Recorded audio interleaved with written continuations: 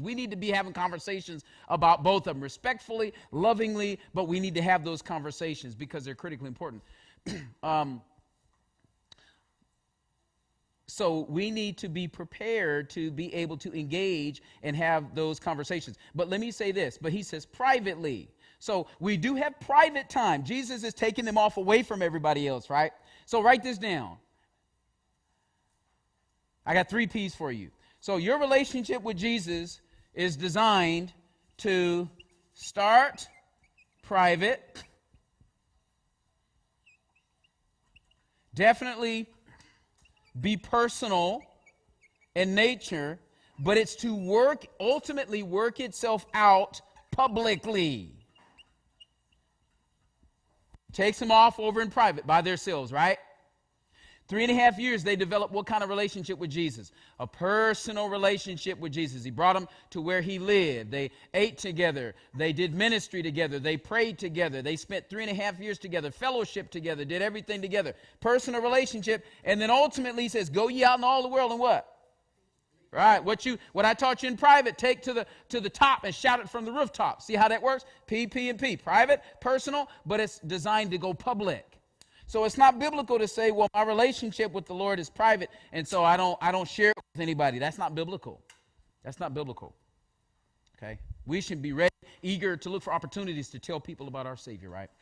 Okay, so I want you guys to see that. And then, so you saw all those words, departed, desert place, privately. Verse 33, and the people saw them what?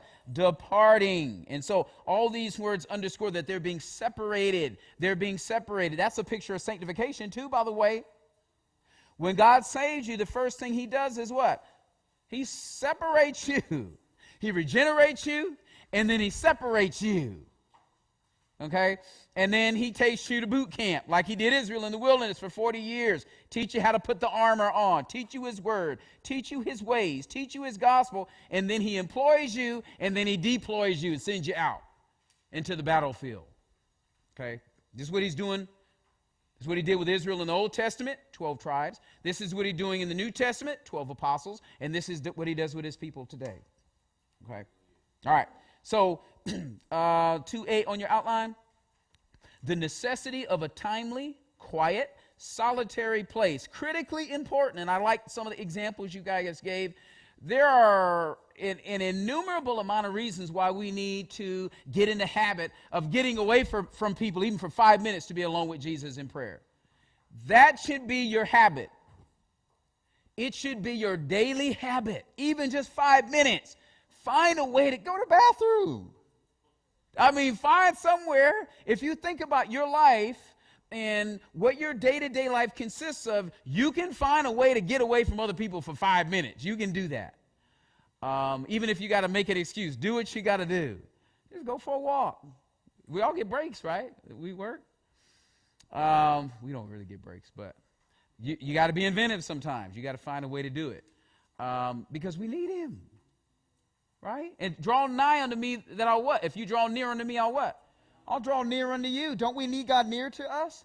You are very susceptible to a fall the further you walk from Jesus. So make it your habit to find excuses to draw near and nearer to Jesus as you can be. That's what you want to do.